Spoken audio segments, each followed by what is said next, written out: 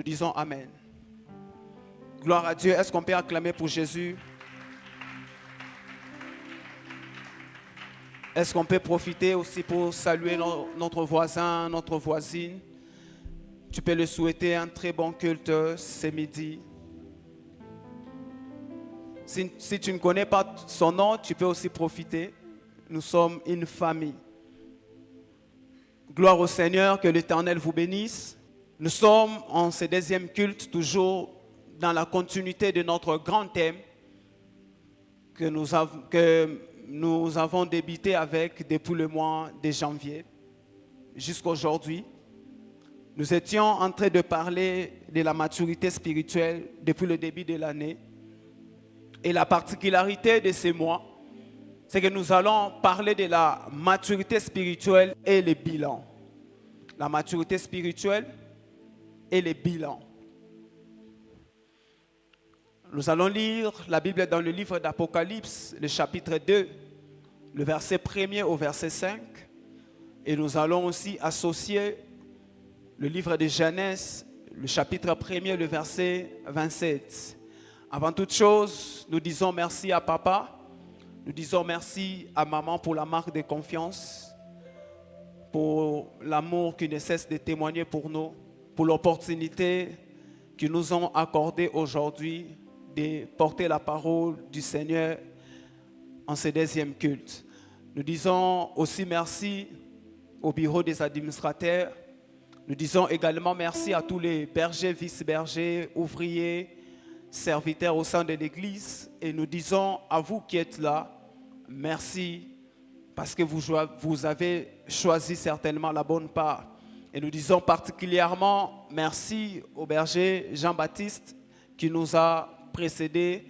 Il nous a parlé le mercredi et nous disons aussi merci à la bergère Rachel qui nous a bénis le vendredi. Alors sans plus tarder, nous allons lire la parole de Dieu. Nous sommes dans Apocalypse chapitre 2, le verset 1er au verset 5. Apocalypse chapitre 2, le verset 1er au verset 5. Nous lisons la parole du Seigneur. Écrit à l'ange de l'église d'Éphèse, voici ce que dit celui qui tient les 7 étoiles dans sa main droite, celui qui marche au milieu de 7 chandeliers d'or. Je connais tes œuvres, ton travail et ta persévérance. Je sais que tu ne peux pas supporter les méchants, que tu as éprouvé ceux qui se disent apôtres et qui ne le sont pas, et que tu les as trouvés menteurs, que tu as de la persévérance, que tu as souffert à cause de mon nom, et que tu n'as point laissé, le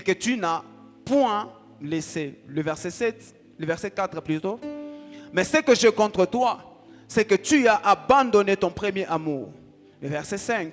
Souviens-toi donc d'où tu es tombé, répands-toi et pratique tes premières œuvres. Nous nous limitons à la parole du Seigneur. On associe aussi Genèse 1er, le verset 27. Genèse 1er, le verset 27. Genèse 1er, le verset 27, la Bible dit, Dieu créa l'homme à son image. Il les créa à l'image de Dieu. Il créa l'homme et la femme. Parole du Seigneur.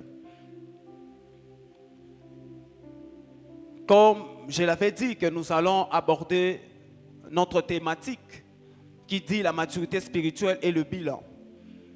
Et par définition, le terme bilan est un document comptable qui montre ce qui possède une entreprise à partir de son actif et ce qu'elle doit à un moment donné à partir de son passif. Je répète pour ceux qui écrivent, le bilan est un document comptable qui montre ce que possède une entreprise à partir de son actif et ce que l'entreprise doit à un moment donné à partir de son passif. Donc si vous comprenez très bien la définition du bilan, vous allez comprendre que le bilan a deux grandes parties.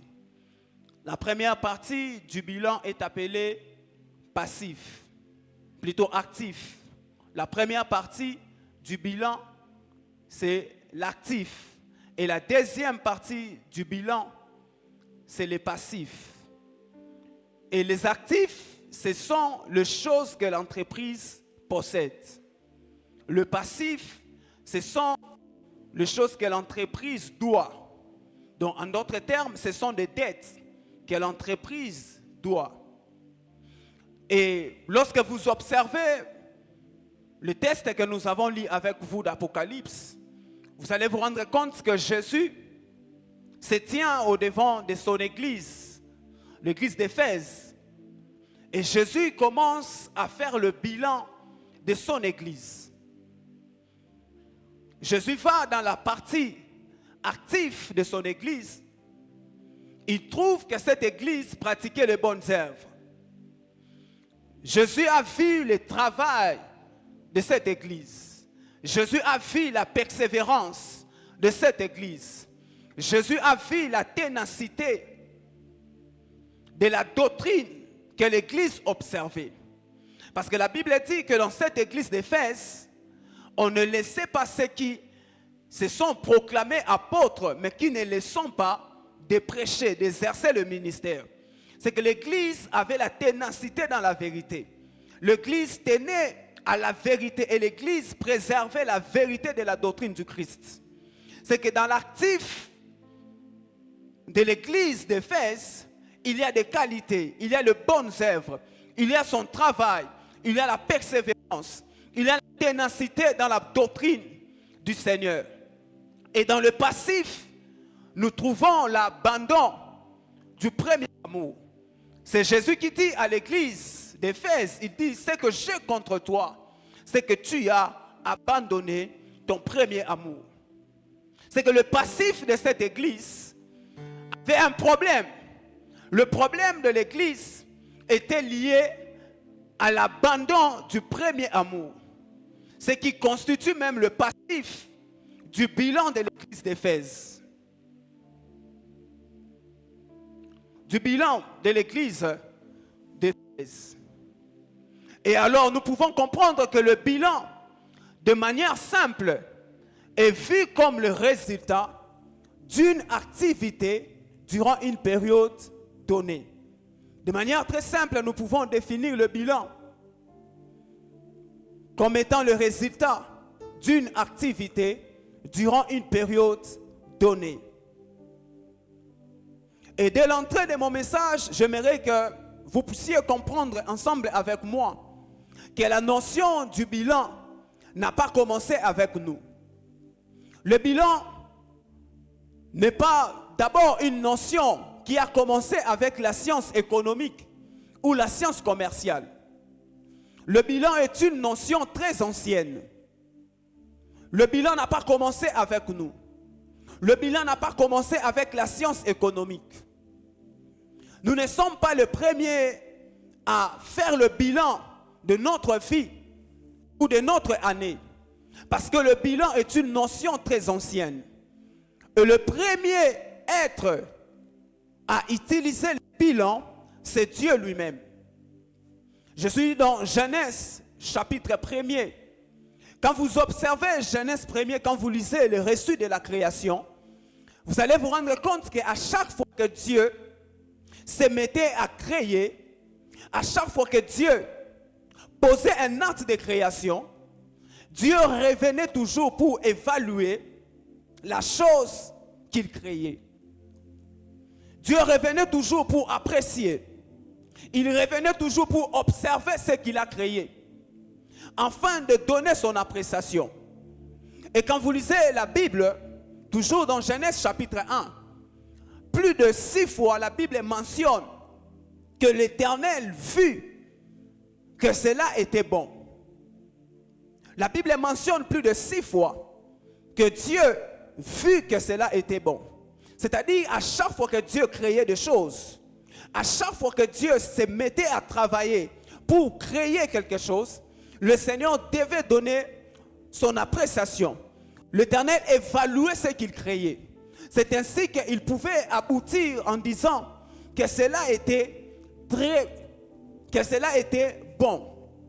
Et quand vous continuez la lecture dans Genèse chapitre 1, le verset 31, j'aime ce que la Bible dit là-bas. La Bible dit, Dieu vit tout ce qu'il avait fait. Et voici, cela était très bon. 6 fois Dieu revient pour constater, il revient pour évaluer ce qu'il avait créé. Et Dieu disait que cela était bon. 6 fois, à chaque fois que Dieu créait, il retournait pour observer. Il faisait le bilan de ce qu'il a créé. Et 6 fois, il disait toujours que c'était bon. Mais au verset 31, la Bible dit que Dieu vit tout ce qu'il avait créé et cela était très bon. Donc Dieu a fait le bilan de sa création. Dieu a quitté du bon au très bon. Et lorsqu'on dit bon, cela signifie que le résultat est satisfaisant, mais ce n'est pas encore parfait. Dans le bon que Dieu trouvait à chaque fois qu'il créait, cela signifie que le résultat était satisfaisant, mais le résultat n'était pas encore parfait. Mais lorsque Dieu passe au très bon, cela marque la complétude. Cela marque la complétude et la perfection de la création. Et en parlant de la complétude, c'est l'état de tout ce qui est complet. Et nous avons défini ici, au mois de janvier, nous avons défini la maturité comme étant l'état du développement complet. C'est-à-dire lorsque Dieu a fini de créer toutes choses, Dieu a dit que cela était très bon. Dieu a eu le résultat de la perfection. Il a eu le résultat de la maturité. Parce qu'il a amené ses créations au niveau de la perfection ou au niveau de la complétude. Et Église, j'aimerais que vous puissiez retenir ceci. Aucune œuvre n'est complète sans l'évaluation. Donc, autrement dit, aucune œuvre n'est complète sans le bilan. On ne peut pas arriver à dire que ce que j'ai fait est agréable si on ne passe pas à l'évaluation. Dieu lui-même, avant de déclarer que tout ce qu'il avait fait était très bon, Dieu revenait pour évaluer son œuvre. Dieu revenait pour vérifier ce qu'il créait. Et l'évaluation, c'est ce qui conduit une œuvre à la perfection et à la maturité. Tu ne peux pas dire que tu es mature si tu ne sais pas t'examiner toi-même. Même la Bible dit dans la Lamentation, examinez-vous vous-même, sondez-vous vous-même. C'est-à-dire, allez entrer au-dedans de vous, faites l'examen de la conscience, examinez vos voies. Voyez si vous vous conduisez sur le bon chemin. C'est que la Bible nous appelle à réfléchir sur nos actions. La parole de Dieu nous appelle à faire le bilan de notre vie, le bilan de notre année, le bilan de notre parcours durant 2025. Et dans Genèse, le chapitre 1er, le verset 27, la Bible dit que Dieu créa l'homme à son image. L'image ici, on ne fait pas allusion au physique de l'homme, parce que nous le savons que Dieu est esprit. Dans ce texte, on fait allusion à la nature de Dieu. Dans ce texte, on fait allusion au caractère de Dieu. On fait allusion à la capacité de Dieu. C'est que lorsque Dieu créait l'homme, Dieu avait communiqué à l'homme sa nature. Dieu avait communiqué à l'homme sa capacité. Dieu avait communiqué à l'homme son caractère. Et cet investissement divin que Dieu a placé en l'homme permet à l'homme de faire plusieurs choses. Mais pour ce matin, je retiens 5 choses que cet investissement pousse à l'homme de pratiquer ou de faire. La première des choses, cet investissement permet à l'homme de s'imaginer. L'investissement divin que nous recevons de Dieu nous permet de nous imaginer. La deuxième des choses, cet investissement nous permet de concevoir. La troisième des choses, cet investissement nous permet de créer. La quatrième des choses, cet investissement nous permet de nous préparer. La cinquième des choses, cet investissement nous permet de nous projeter.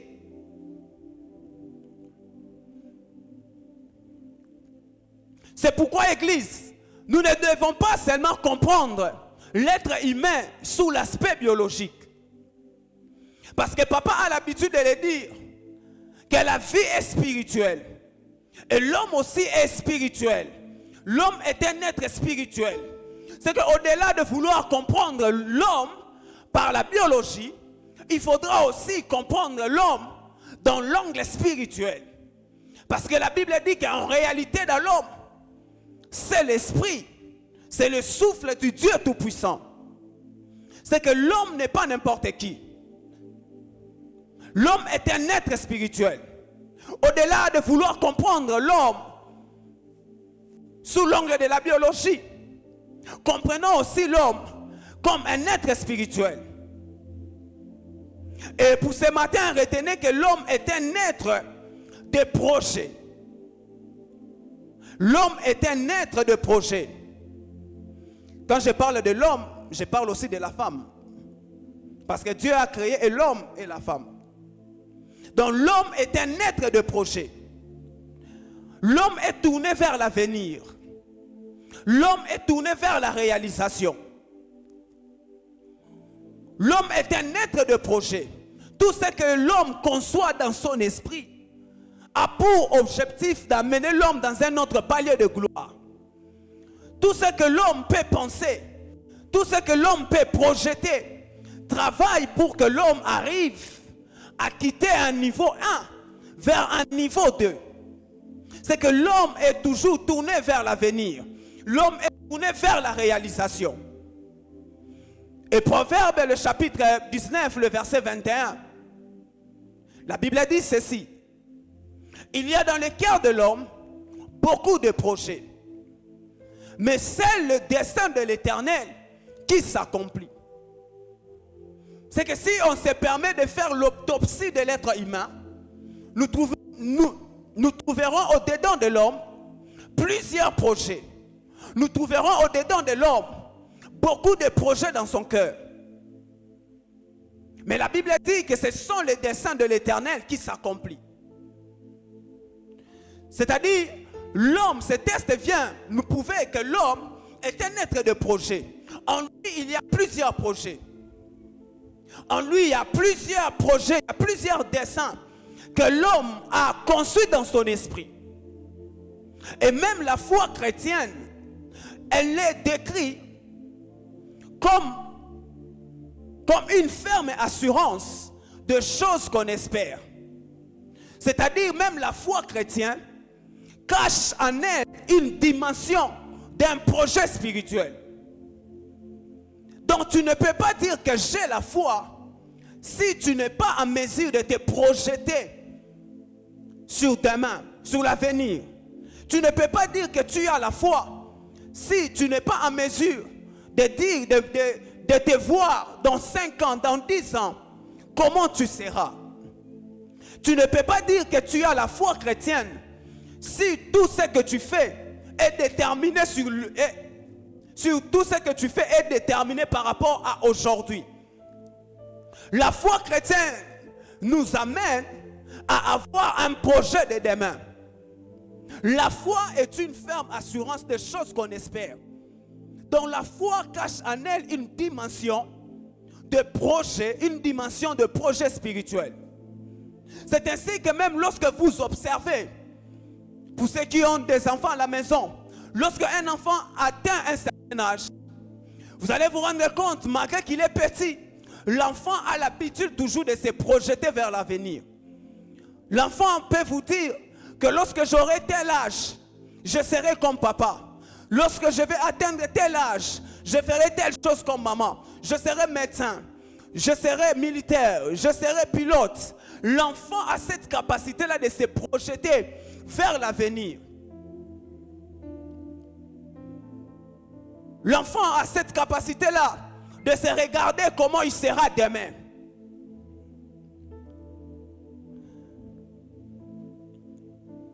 Et si aujourd'hui,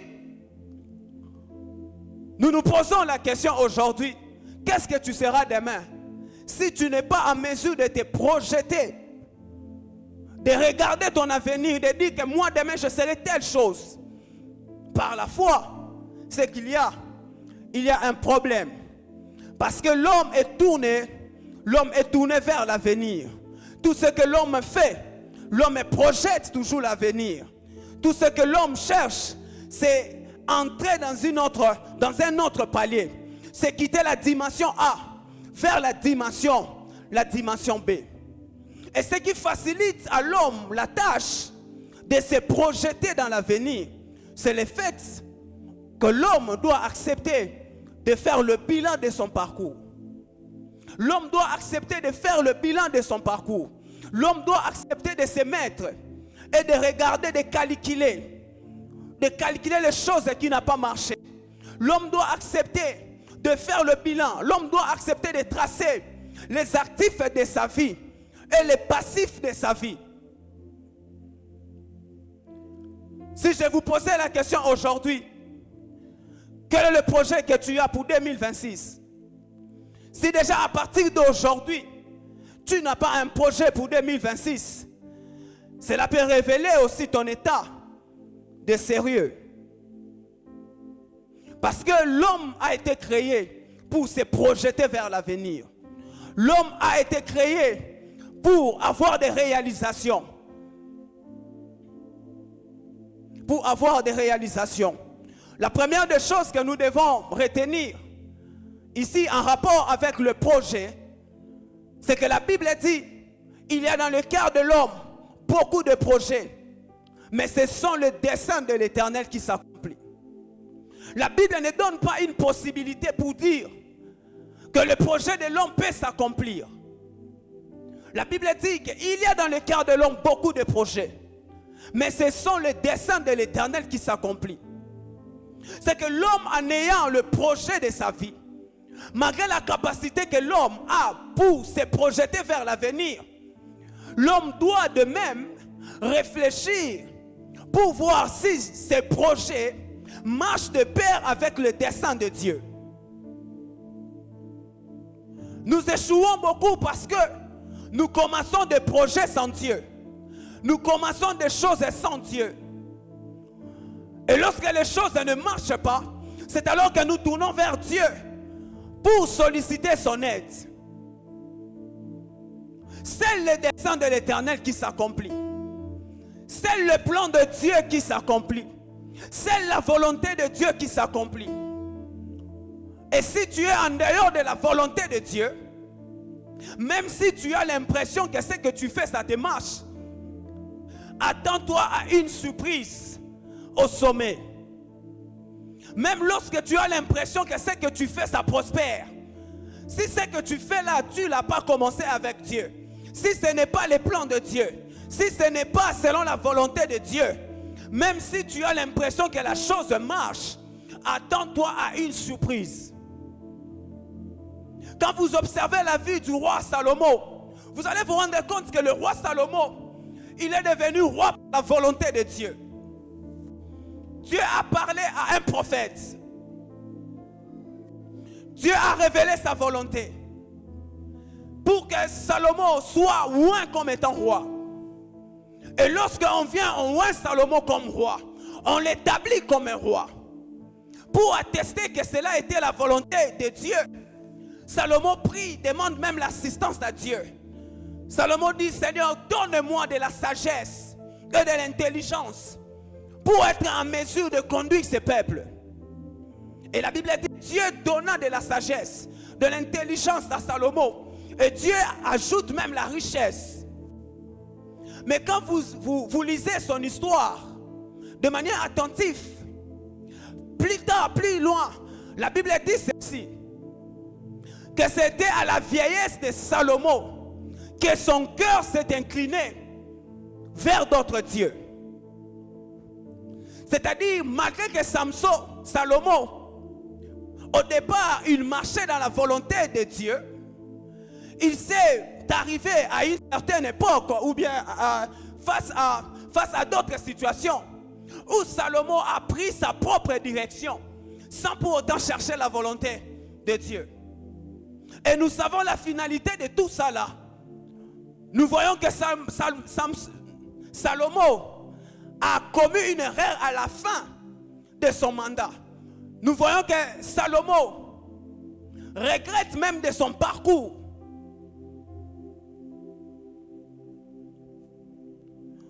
Pourquoi? Parce que Salomon, il avait oublié qu'il était devenu roi parce que c'était la volonté de Dieu.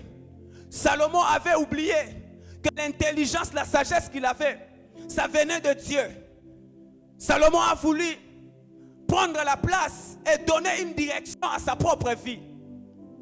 C'est là que Salomon a conduit tout un peuple dans le déclin. Cette année, combien de fois tu as cherché la volonté de Dieu?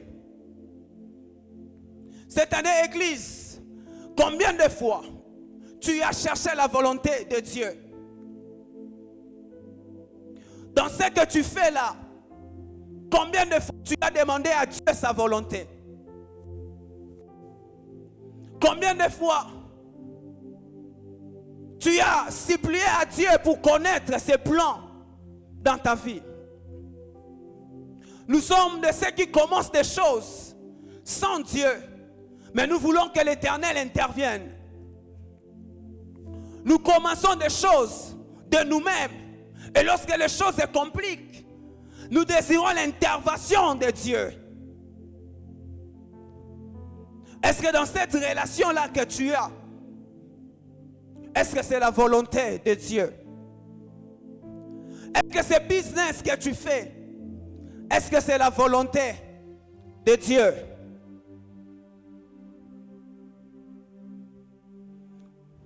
Est-ce que c'est la volonté de Dieu, ce que tu fais durant 2025? Combien de fois tu as consulté Dieu? Aujourd'hui, l'Église est remplie des hommes de prière, des spécialistes en matière de la prière, des hommes qui s'appellent même mahomistes. Mais peu de gens à l'Église consultent Dieu. Peu de gens dans l'Église consultent Dieu. Beaucoup sont ceux qui prient.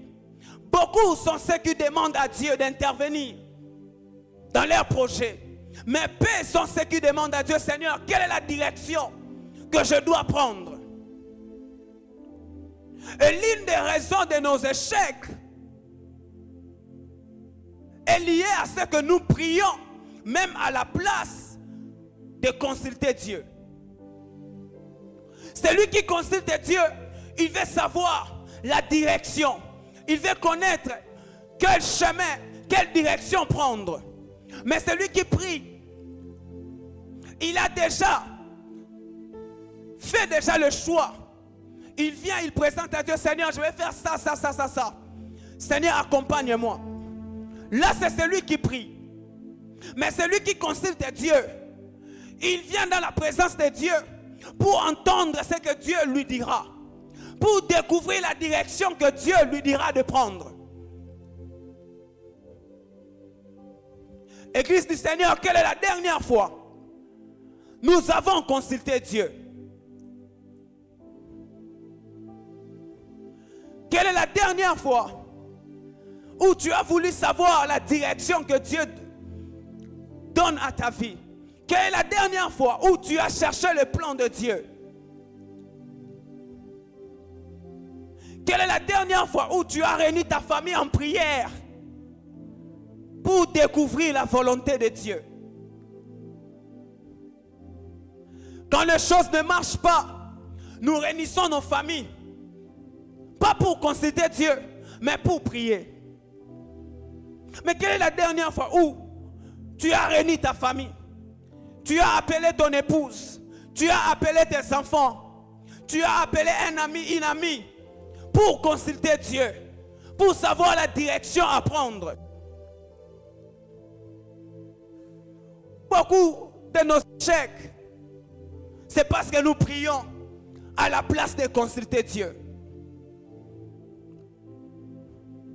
J'ai observé aujourd'hui 80% des églises organisent des séminaires, des programmes sur comment prier.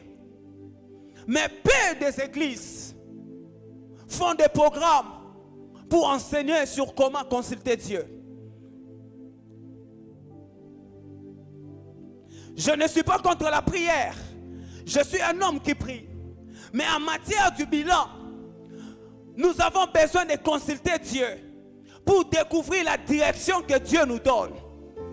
Parce que la Bible dit que ce sont les desseins de l'Éternel qui s'accomplissent.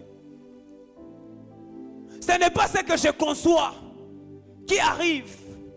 Ce n'est pas mes plans qui va me donner la réussite. Ce n'est pas ce que je veux qui arrive, mais ce sont les desseins de l'Éternel. Quelle est la dernière fois où tu as posé la question à Dieu? Seigneur, je suis devant des chemins, oriente-moi. Seigneur, je suis devant des emplois, Seigneur, oriente-moi.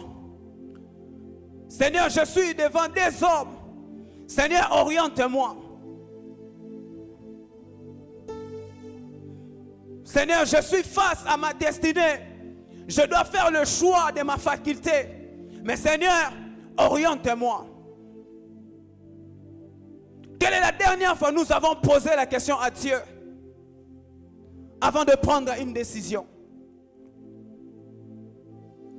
Nous sommes de ceux qui commencent des choses et nous invitons Dieu dans ce que nous commençons. Or, le principe avec le bilan, le principe avec la réalisation, le principe avec la planification, c'est que l'on doit d'abord découvrir le chemin, la direction.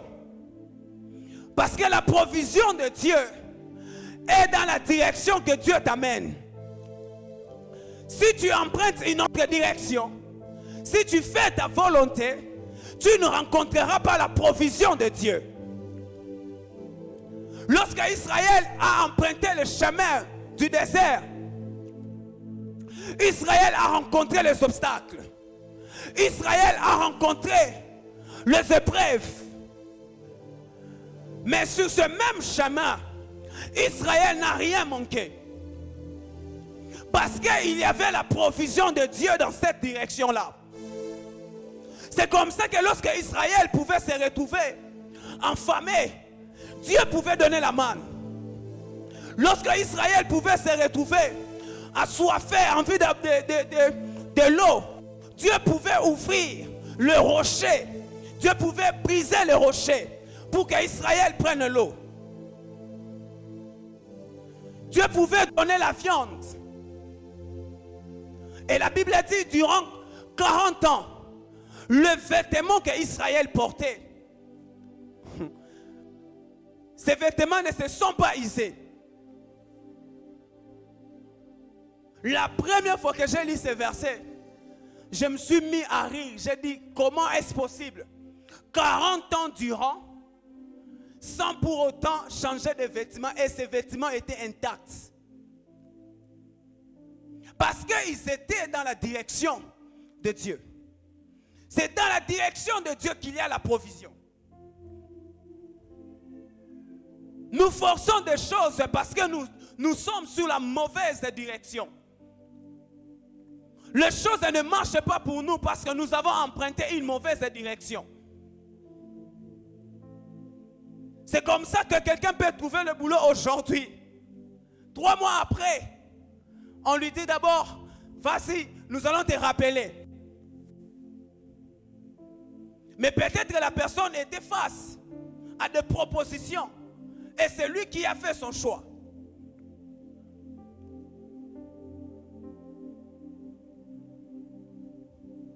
Dieu a réservé une provision pour toi.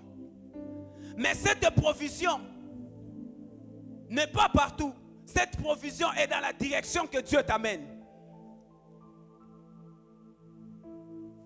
Oh, je ne comprends pas. Mon fiancé, depuis qu'on a fait le premier pas, la prédote, tout est bloqué. Est-ce que ma sœur, tu es dans la bonne direction? Je ne dis pas que lorsque nous rencontrons des difficultés, que nous sommes dans une mauvaise direction. Non. Le chemin du désert était un chemin très difficile, mais c'était la bonne direction. Il se peut qu'en étant avec ses frères dans des difficultés, mais tu es dans une bonne direction. C'est que le problème n'est pas ce que tu vis. Le problème, c'est d'abord découvre si tu es sur la bonne direction. Nous sommes à la fin de l'année. Mais au-devant de nous, il y a 2026. C'est-à-dire que c'est une nouvelle saison qui va s'ouvrir. Une nouvelle page qui va s'ouvrir pour nous. Mais avant d'accéder à 2026, prends le temps de chercher la volonté de Dieu. Prends le temps de consulter Dieu pour découvrir ce que le Seigneur attend de toi pour 2026. Ne fais pas d'abord les choses sans lui. Prends le temps de réfléchir. Seigneur, 2026 se pointe devant moi. Seigneur, j'ai tel projet, j'ai tel projet, j'ai tel projet. Mais je vais ta direction. Seigneur, j'ai telle envie. Seigneur, j'ai telle pensée. Seigneur, je vais faire ça, ça, ça, ça, ça. Mais mon Dieu, je vais ta direction. Est-ce que je dois prendre l'angle droit ou encore l'angle gauche? Seigneur, oriente-moi. Seigneur, révèle-moi la direction. C'est sur cette direction-là qu'il y a ma provision.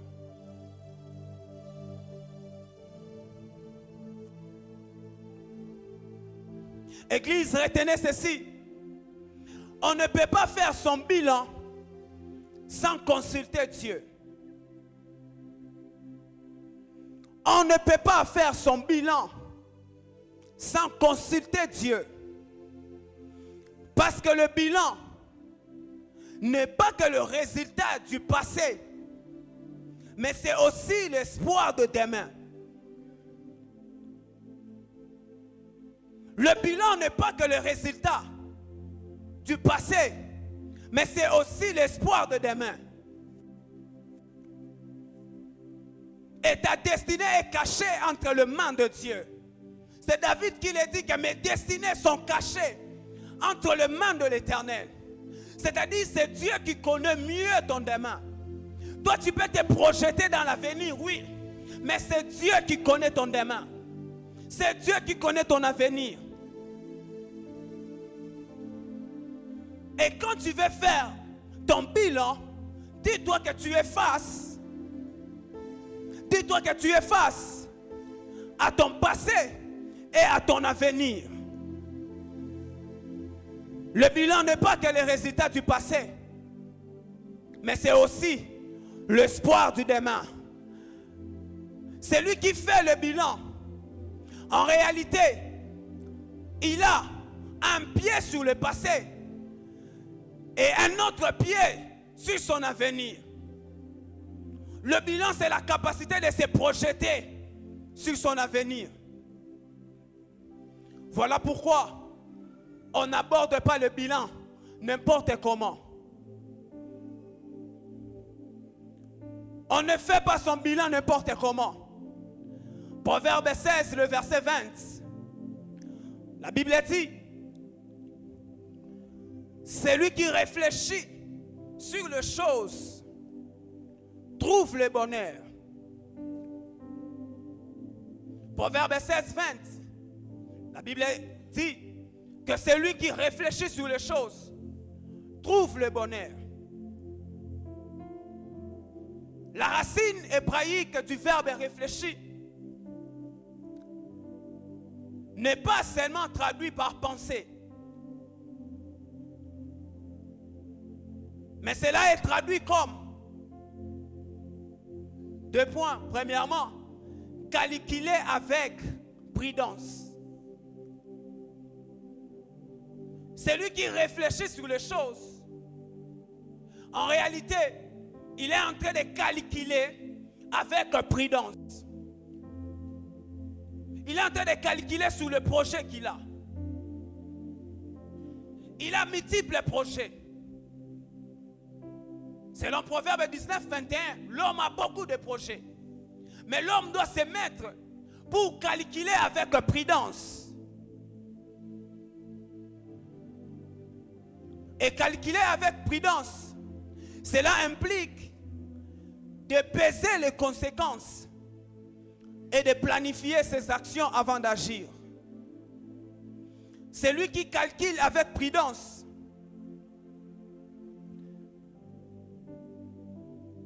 il pèse les conséquences et planifie ses actions avant d'agir. Voilà pourquoi dans Luc 4, dans Luc 14, le verset 28 au verset 29, Jésus dit, il parlait en parabole. Écoutez ce que Jésus dit.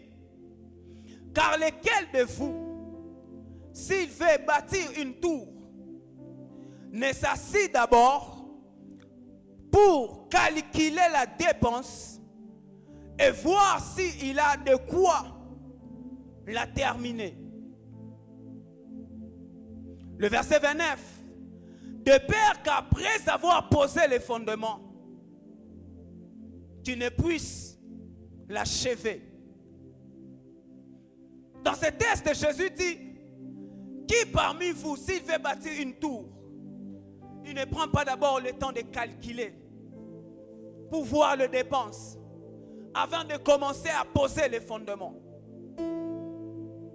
Avant de commencer ton année 2026, prends le temps de s'asseoir. Fais le bilan de ton année.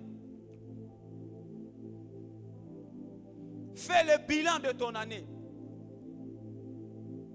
Trace le parcours de ton année.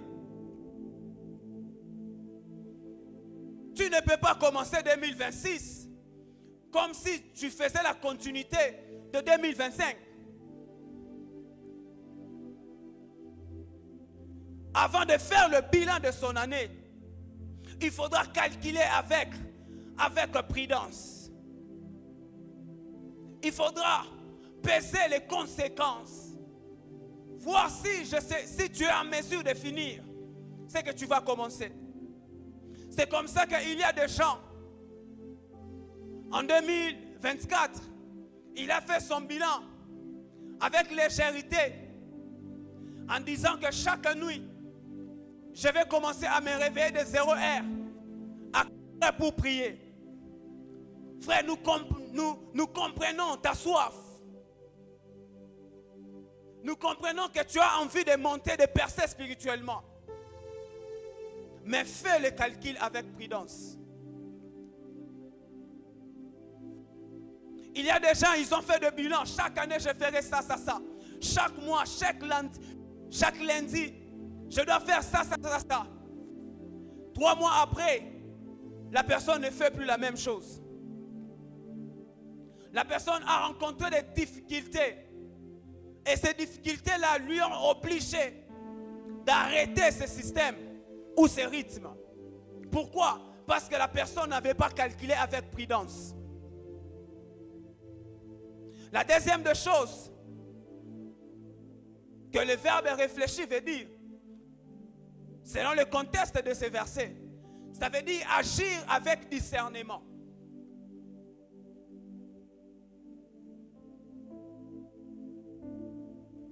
Cela veut dire agir avec discernement. Cela implique de choisir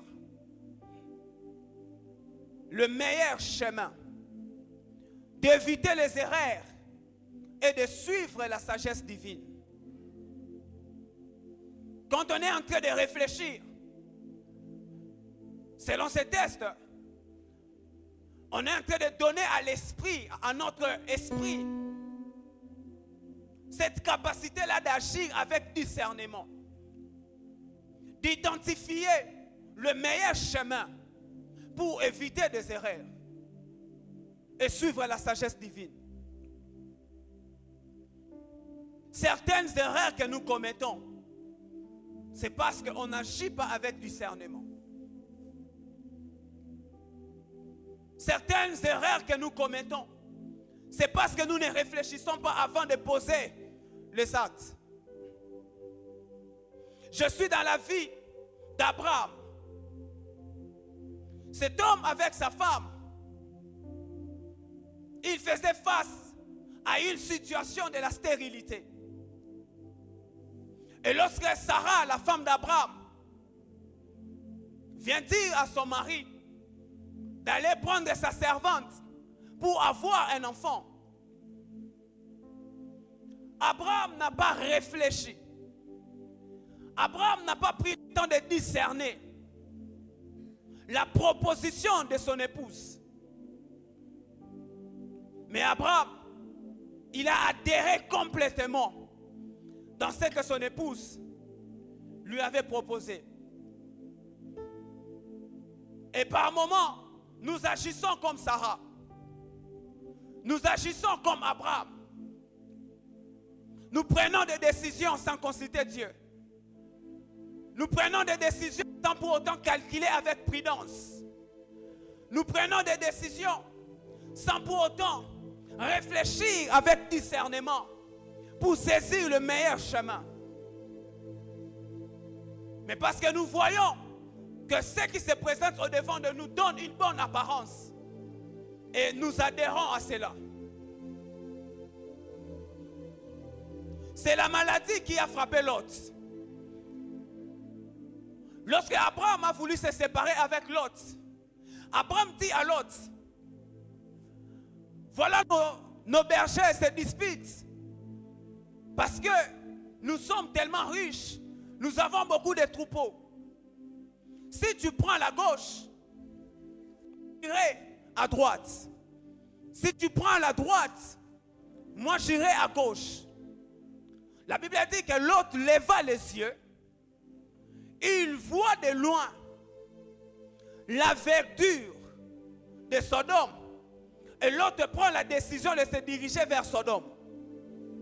L'autre prend une décision qui engage toute sa famille. Mais l'autre ne prend pas le temps de discerner ou de calculer les dépenses derrière sa décision. Mais nous voyons l'autre qui prend la résolution de prendre la direction de Sodome. Et nous connaissons la suite de Lot. Quand on se permet de faire le bilan dans la vie de Lot, nous constatons que Lot, son bilan était très négatif. Pourquoi? Parce qu'il n'avait pas eu le temps de réfléchir. Il n'avait pas eu le temps de calculer avec prudence. Parce que Lot n'avait pas eu le temps de discerner quelle est la direction à prendre. Le bilan de Lot était très négatif. Lot a perdu d'abord le berger. Lot a perdu le troupeau. Lot a perdu sa femme. Lot plus tard a même perdu ses filles. Mais tout est parti par un choix, par une décision que Lot a prise avec légèreté.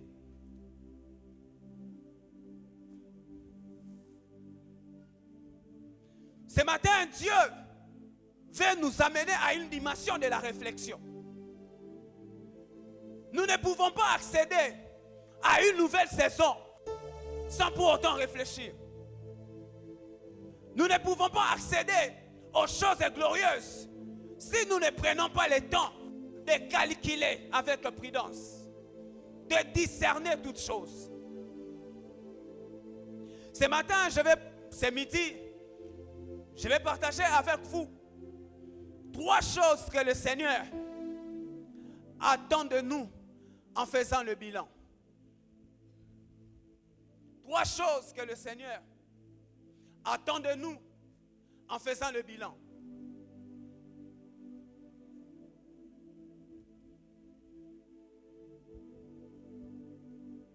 La première des choses, Dieu veut que nous comprenions que le bilan est un acte de transition.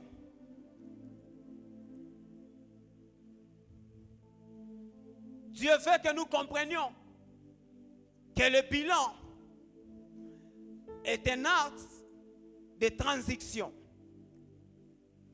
Pourquoi le bilan est un acte de transition? Parce qu'il ne sert pas seulement à constater un état, mais à ouvrir une porte vers une nouvelle saison. Le bilan est un acte parce que le bilan est un acte de transition, parce qu'il ne sert pas qu'à constater un état, mais à ouvrir la porte vers une nouvelle saison. Lorsque Jésus s'adresse à l'église d'Éphèse, Jésus commence en disant: je connais tes œuvres. Jésus cite les qualités de cette église. Jésus dit: je connais tes œuvres. J'ai vu ton travail, ta persévérance. J'ai vu ta ténacité. Mais il manquait à cette église une chose. C'était l'abandon, c'était la pratique du premier amour. Et Jésus, en faisant le bilan de cette église, il ne vient pas pour culpabiliser l'église. Il ne vient pas pour condamner cette église. Pour dire que vous n'avez pas mon amour, vous avez abandonné l'amour. Jésus ne fait pas le bilan pour les condamner ou pour les culpabiliser. Mais en faisant le bilan, Jésus offre à cette église l'opportunité de passer vers une nouvelle saison. Quand vous lisez le verset 5, la Bible dit: souviens-toi d'où tu es tombé, repens-toi et pratique le premier œuvre.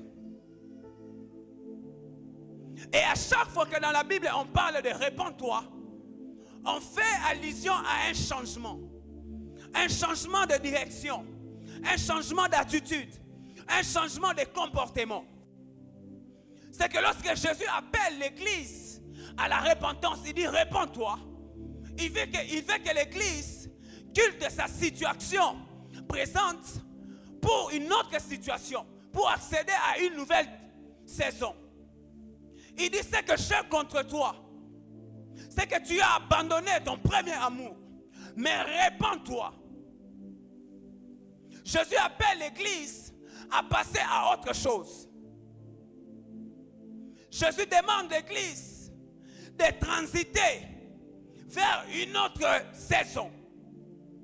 Jésus ne vient pas culpabiliser l'église. Il ne vient pas condamner l'église dans cette situation. Il ne vient pas dire que c'est fini ici pour vous. Mais Jésus vient dire à l'église: vous pouvez passer à autre chose. Vous pouvez reprendre à pratiquer votre premier amour. Et quand vous lisez la Bible, l'histoire de Samson, Juge 13, Juge 14, la Bible nous donne l'image de Samson comme étant un libérateur, comme étant un homme fort, comme étant un homme puissant. Mais quand vous lisez le chapitre 16, au début, on nous donne une autre image de Samson. On nous montre comment Samson a dévoilé le secret qui faisait sa force. Et comment est-ce que Delilah a livré Samson. Donc Samson a passé d'un homme qui était fort, puissant, libérateur, d'un homme qui était devenu impuissant. Et la troisième partie de ce même chapitre, la deuxième partie du chapitre 16, nous donne encore une autre image de Samson. Cette fois-ci, la Bible dit que Samson devient un objet de plaisanterie entre les mains des Philistins. Donc lorsque les Philistins voulaient se divertir, les Philistins pouvaient faire recours à Samson pour se divertir. Et la dernière partie de ce chapitre 16, la Bible nous montre que Samson a fait le bilan de sa vie. Samson a commencé à discerner. Il a commencé à calculer pourquoi il a connu la perte de la force. Pourquoi il a connu la perte de la puissance. Je suis dans Juge 16, le verset 28. La Bible dit, alors Samson invoqua l'Éternel et dit, Seigneur éternel, souviens-toi de moi. Je t'ai pris, ô Dieu, donne-moi de la force seulement cette fois. Et que d'un seul coup, que je tire vengeance des Philistins pour mes deux yeux. Ce qui m'intéresse ici, il dit, donne-moi de la force seulement cette fois. C'est-à-dire par cette prière, Samson a commencé par reconnaître qu'autrefois, il avait la force. Qu'autrefois, il était un libérateur. Qu'autrefois, il était un homme puissant. Qu'autrefois, il avait le mandat de délivrer Israël sous la domination des Philistins. Mais à présent, il n'avait plus cette même force.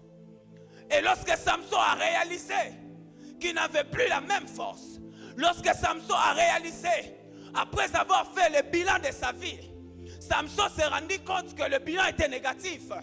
La Bible dit que Samson invoqua l'Éternel en demandant cette fois, Seigneur, donne-moi la force, seulement pour cette fois, et que je me venge de ces Philistins pour mes deux yeux.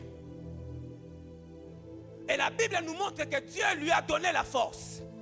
C'est que le bilan de la vie de Samson a permis Samson de récupérer la force qu'il avait perdue.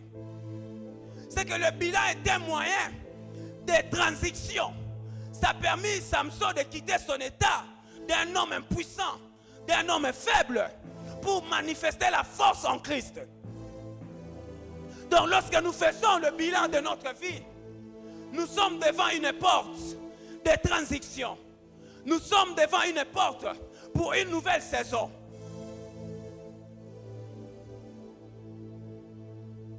Je ne sais pas ce que 2024 t'a pris. Je ne sais pas ce que tu as perdu en 2024. Mais en faisant le bilan de ta vie, tu seras en train de te connecter à l'onction de la transition. En faisant le bilan de ton parcours durant 2024, tu seras en train de te rapprocher à la transition dans ta vie. Je ne sais pas ce que tu as perdu. Peut-être que tu as perdu les relations. Peut-être que tu as perdu l'argent. Peut-être que tu as perdu les hommes. Peut-être que tu as été trahi. Peut-être que tu as été blessé. Mais en faisant le bilan de ta vie, tu es en train de te connecter à une onction. L'onction de la transition. Oh, je prie ce matin que Dieu te donne la force de quitter là où tu es vers une autre dimension. Je prie ce matin que Dieu te prenne là où tu es et qu'il te mène là où tu dois être. La Bible dit que Samuel dit au roi Saül, lorsque tu m'auras quitté, ce que tu trouveras à faire, fais-le. Parce que Saül avait connu déjà la transition. Il est venu chercher les ânesses, mais en cherchant les ânesses, il y avait une onction de la transition. Je prie ce midi que cette onction soit sur ta vie et que cette onction te prenne de là où tu es et que cette onction te place aux collines éternelles. J'entends ton amen ici. Ton amen est faible. La deuxième des choses que Dieu attend de nous lorsque nous faisons le bilan de notre vie, c'est que nous puissions comprendre que le bilan est un acte de recommencement.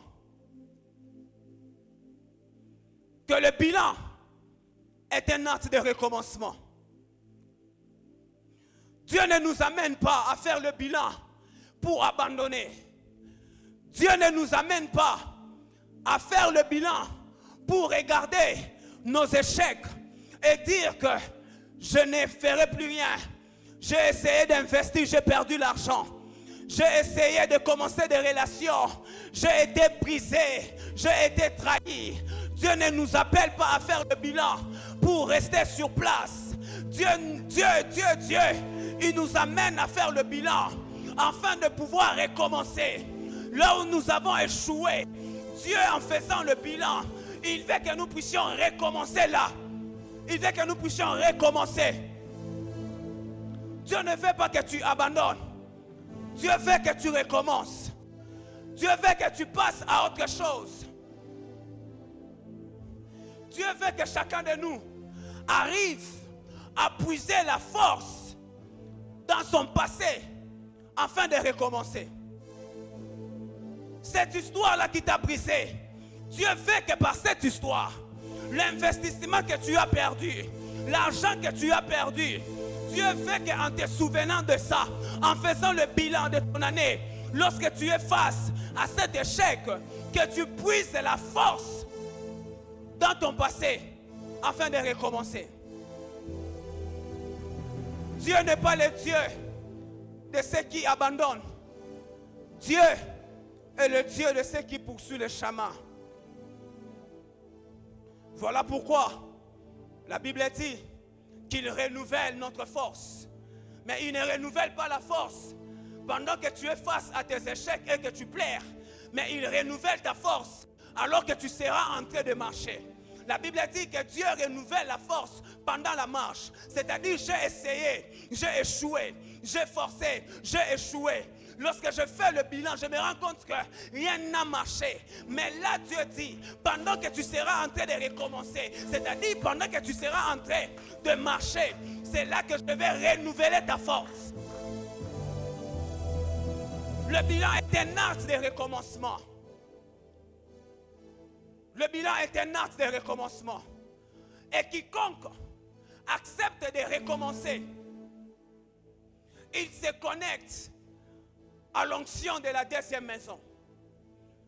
La Bible dit que la gloire de la première maison, la gloire de la deuxième maison plutôt, elle sera plus grande que la gloire de la première maison. La première maison avait ses réalités. Lorsque nous allons consulter la première maison, lorsque nous faisons le bilan de la première maison, nous nous rendons compte que dans la première maison, à partir de ses actifs, nous voyons la gloire de Dieu était dans la première maison. Nous voyons la présence de Dieu était dans la première maison. Nous voyons le miracle était dans la première maison. Nous voyons que le peuple était édifié lorsque le peuple s'approchait du première maison. Mais lorsque nous consultons les passifs de la première maison, nous nous rendons compte aussi que c'est à la première maison que le peuple a commis l'idolâtrie. Et à cause de l'idolâtrie que le peuple a commis, Dieu s'est retiré de la première maison. Parce que la Bible dit que Dieu est un Dieu jaloux. C'est-à-dire Dieu ne supporte pas la rivalité. Et Dieu s'est retiré du premier temple. Dieu s'est retiré de la première maison. Parce que le peuple avait commis l'idolâtrie. Dieu est allé en dehors de la première maison. Et puisque Dieu n'était plus dans la première maison, la Bible dit dans le livre de Jérémie 22, le verset 9, que le roi païen, qu'on appelle le roi chaldin, sont allés détruire le temple. Ils sont allés détruire la première maison à cause de l'idolâtrie, à cause du bilan qui était négatif. Dieu s'est retiré du temple. Et voilà, le malheur a frappé la première maison. Les rois païens sont allés détruire le temple. Et le peuple s'est retrouvé en dehors de la maison de Dieu, loin de la gloire de Dieu, loin de la présence de Dieu.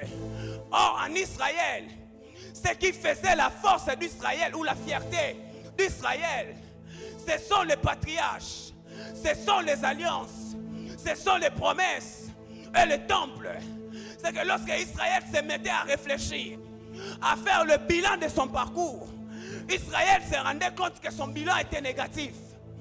Parce que Israël avait perdu le temple qui faisait sa fierté. Israël s'était retrouvé qu'il n'avait plus le temple, qu'il n'avait plus la maison de Dieu au milieu d'eux. C'est-à-dire Israël s'est rendu compte que son bilan était négatif à cause de l'absence du temple, à cause de l'absence de la maison de Dieu. Mais lorsque vous lisez, la Bible dit d'abord que le peuple, après avoir fait le bilan, le peuple a commencé à prier. Le peuple a commencé à prier. Le peuple a commencé à prier. Le peuple s'est repenté. Le peuple s'est retourné vers Dieu. Et la Bible déclare, celui qui retournera vers moi, je reviendrai vers lui. Celui qui revient vers moi, je reviendrai vers lui. Cette attitude a permis au peuple de se repentir. Et lorsque les peuples se sont mis à se repentir, Agé 1, le verset 14, la Bible dit que l'Éternel ranima l'esprit de Zorobabel, l'esprit de Josué et l'esprit du peuple pour rebâtir le temple. Agé 1, 14. L'Éternel ranima l'esprit de Zorobabel. Il ranima l'esprit de Josué. Il ranima l'esprit du peuple pour rebâtir le temple. Et dans Agé 2, alors que le peuple était en train de rebâtir, quand on dit rebâtir, c'est-à-dire le peuple a recommencé à rebâtir. Parce qu'au départ, ils avaient le temple au milieu d'eux. Mais à cause de leur attitude, ils ont perdu le temple a été détruit. Mais lorsque les peuples se sont repentis, Dieu a donné l'ordre de rebâtir. C'est-à-dire que le peuple a recommencé à reconstruire le temple. Et lorsque le peuple était en train de reconstruire, la Bible dit que la gloire de la deuxième maison, elle sera plus grande que la gloire de la première maison. Mais pour que la gloire de la deuxième maison existe, il faudra que Josué, Zorobabel et le peuple acceptent de recommencer à rebâtir le temple. C'est que le problème, c'est que nous ne voulons pas recommencer là où nous avons échoué. Le peuple a reconnu qu'ils avaient échoué. Ils ont reconnu, après avoir fait le bilan, qu'ils avaient les patriarches, qu'ils avaient les alliances, qu'ils avaient les promesses, mais ils n'avaient pas de temple. Et après cette évaluation, le peuple se sont mis à pleurer, à crier vers Dieu. Et Dieu a donné le mot d'ordre pour que le peuple recommence la construction. Et cette onction de recommencement s'attache à quiconque accepte de recommencer là où il avait échoué. Je n'entends pas ton amen. Je disais que cette onction de recommencement s'attache à quiconque accepte de recommencer. Quand vous lisez la Bible, vous observez un homme qu'on appelle le fils prodigue. Cet homme était dans la gloire. Cet homme était dans la gloire en étant dans la maison de son père. Après un certain moment, cet homme a demandé son héritage. Et Dieu a donné l'héritage. Et son père plutôt a donné l'héritage à son fils. Et la Bible dit que le fils prodigue alla. Et là où le fils était allé, il a perdu tout ce qu'il avait au départ. Et la Bible dit, étant rentré en lui-même, il s'est dit, dans la maison de mon père, il y a des mercenaires. Il y a des mercenaires qui sont en abondance. Mais moi, je manque. Et cet homme a pris la résolution de retourner dans la maison de son père. Donc, autrement dit, il a pris la résolution de recommencer. Et lorsque cet homme a fait le pas vers la maison de son père, il a accepté de recommencer. La Bible dit, lorsque le père a vu son fils de loin, le père a envoyé son fils venir. La Bible dit que le père s'est mis à courir à la direction de son fils. Or, en ce temps-là, selon la culture juive, les hommes mettaient des robes. Cela sous-entend que pour que cet homme, pour que ce papa puisse bien courir, cet homme devait soulever un peu sa robe pour avoir la facilité de courir. Et lorsque le fils rencontre son père, le père regarde le fils. Le père n'a pas laissé au fils le temps de lui rendre des comptes. Mais le père a reconnu le fait que le fils avait accepté de recommencer. Le fait que le fils avait accepté de revenir. Le père a dit, donnez-moi l'agneau. Il a pris l'anneau, il l'a placé sous le doigt de son fils. Il a demandé une robe qu'il a donnée à son fils. Il a demandé les sandales qu'il a données à son fils. Et il a organisé un festin, une fête à l'occasion du retour de son fils. Ce que le père a fait pour son fils, lorsqu'il a accepté de recommencer, de retourner dans sa maison, le père ne l'avait pas fait lorsque le fils était avec lui dans la maison. Ce qui veut dire la gloire de la deuxième maison, la gloire du recommencement, elle sera plus grande. Je suis en train de parler à un homme qui a perdu des choses. Je suis en train de parler à un homme qui est conscient que le bilan de sa vie est négatif. Je suis en train de parler à un homme qui est conscient que durant telle période, j'ai perdu des choses. Le Seigneur m'a envoyé ce matin pour te dire qu'il t'attend là-bas. Il t'attend là où tu as échoué. Les efforts que tu as fournis, que cela n'a pas marché. Dieu dit ce matin, recommence, recommence, recommence. La troisième des choses, et nous allons nous arrêter ici, après quoi nous allons prier, c'est que Dieu veut que nous puissions, Dieu veut que nous comprenions que le bilan est un acte de repositionnement. Le bilan est un acte de repositionnement. Vous allez lire à la maison Marc 5, le verset 25 au verset 34. Ce texte nous parle d'une histoire d'une femme qu'on appelle à la perte de sang. La femme dite à la perte de sang.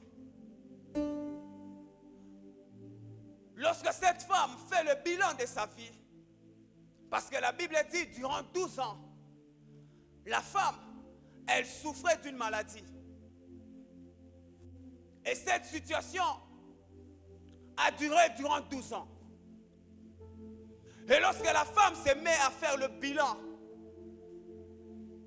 bilan de sa vie durant 12 ans, le bilan était négatif. Cette femme a connu des situations de perte. Cette femme a connu une suite des événements défavorables. 12 ans de maladie et 12 ans d'échec. La femme se met à faire son bilan.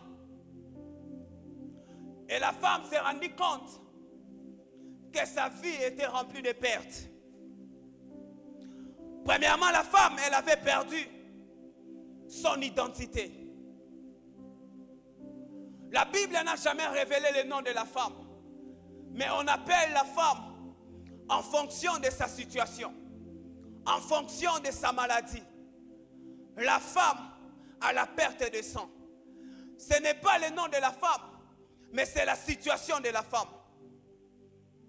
La deuxième des choses, la femme, elle perdait le sang.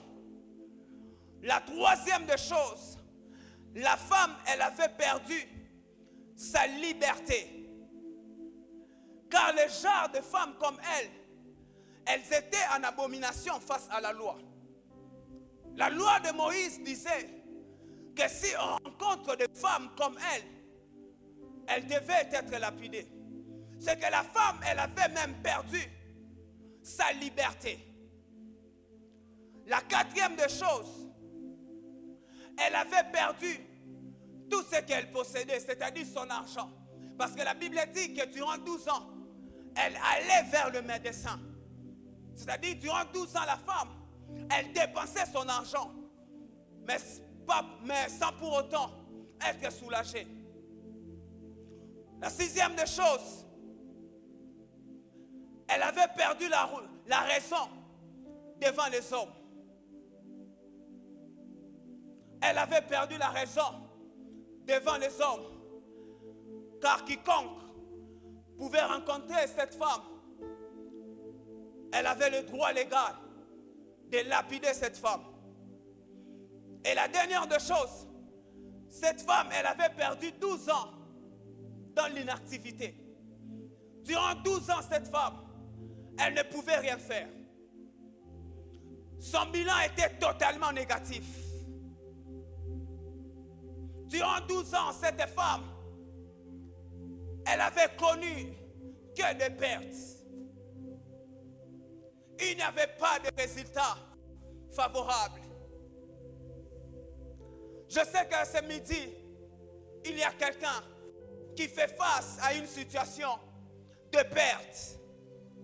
Je sais qu'en ce midi, il y a quelqu'un qui traverse presque la même chose, cette femme. Mais il y a une solution. Quand la femme a commencé à faire le bilan de sa vie, écoutez ce que la femme dit. La Bible dit qu'elle s'est dit en elle-même. La femme a fait l'évaluation de sa vie. Elle s'est rendue compte qu'elle a perdu 7 choses. La femme a fait le bilan. Après le bilan, elle s'est dit, si je puis seulement toucher les pans de sa robe, si je puis seulement toucher le pan de sa robe, pas autre chose, si je puis seulement toucher le pan de sa robe. Ésaïe dit que la robe de l'Éternel remplit le temple. Ésaïe a vu que le temple de l'Éternel était rempli de sa présence. Mais la femme, elle a localisé que le pan de la robe. En faisant le bilan de ta vie, n'oublie pas de regarder Jésus. En faisant le bilan de ta vie, n'oublie pas de regarder Jésus. N'oublie pas de tourner tes regards vers Jésus. La Bible dit qu'il est l'initiateur et le consommateur de notre foi. La Bible dit, ayant le regard tourné vers Jésus, c'est lui qui est le consommateur de notre foi. Il est l'initiateur de notre foi. En faisant le bilan négatif de ta vie, n'oublie pas de regarder cet homme de 33 ans. Quiconque a regardé Jésus a eu la solution. Ce jour-là, c'était suffisant pour Bartimée de crier, fils de David, aie pitié de moi. Ce jour-là, c'était suffisant pour la femme à la perte de sang d'aller toucher le pan de la robe. Ce jour-là, c'était suffisant pour la femme cananéenne de dire que les petits chiens ont droit aux miettes de pain qui tombent sous la table. Et toi ce soir, qu'est-ce que tu vois de Jésus? Et toi, en ce midi, qu'est-ce que tu localises? Et toi, en ce midi, qu'est-ce que tu vois? Au-delà de tes pertes, il y a un homme. Au-delà de tes pertes, il y a un homme. Au-delà de tes pertes, il y a un homme qu'il faut localiser. Kadabashatadabaya. Et toi, en ce midi, Shatadabaya, que to parakakasita, Katadabashade. Et toi, en ce midi, qu'est-ce que tu vois? Et toi, en ce midi, qu'est-ce que tu vois? Qu'est-ce que tu vois? Qu'est-ce que tu vois? Elle a vu le pan de la robe. Elle a vu le pan de la robe. Lorsque Pierre regarde Jésus, Pierre dit, à qui irions-nous? À qui irions-nous? Il est vrai que j'ai perdu les choses, mais c'est toi qui as les paroles de vie. Il est vrai que j'ai perdu les choses, mais je tourne mes regards vers toi. Il est vrai que j'ai perdu certaines choses, mais je tourne mes regards. Je tourne mes regards. Je tourne mes regards. La Bible déclare, nul ne peut tourner ses regards vers Jésus et rester dans la honte. Nul ne peut se confier à l'Éternel et rester dans la honte. Aucun homme ne peut se tourner vers Jésus et vivre la honte. Aucun homme ne peut crier vers Jésus et vivre la honte. Aucun homme ne peut crier vers lui et vivre la honte. Bartimée a crié, fils de David, aie pitié de moi. Cela était suffisant. Cela était suffisant. Fils de David, aie pitié de moi. Fils de David, aie pitié de moi. Cela était suffisant. Elle a vu le pan de la robe. Et cela était suffisant. Elle a vu le pan de la robe. Et cela était suffisant. Qu'est-ce que tu vois ce midi? Qu'est-ce que tu vois ce midi? Qu'est-ce que tu vois ce midi? Qu'est-ce que tu vois ce midi? Qu'est-ce que tu vois ce midi? Qu'est-ce que tu vois ce midi? Shatadabaya. Kadadabashandadabakatedebaya. Oh Dieu! Oh Dieu! Oh Dieu! C'est toi les rémunérateurs de ceux qui te cherchent. C'est toi les rémunérateurs de ceux qui te cherchent. Shakatadabaya. Rakatadabashadabaya. Elabasakatadabasha. Rakatadabashade. Rakosakatadabaya. Elarikosata. Elabirakatalia. Esutebe. L'oriverac. Elekomilinika. Seigneur Dieu de gloire, je reconnais que j'ai échoué. Je reconnais que ça n'a pas marché. Je reconnais que j'ai essayé et je n'ai pas eu de résultat. Mais aujourd'hui, j'accepte de recommencer. J'accepte de me repositionner. J'accepte de tourner mes regards vers toi. J'accepte de te faire confiance. Shatadabaya. Adadabashata.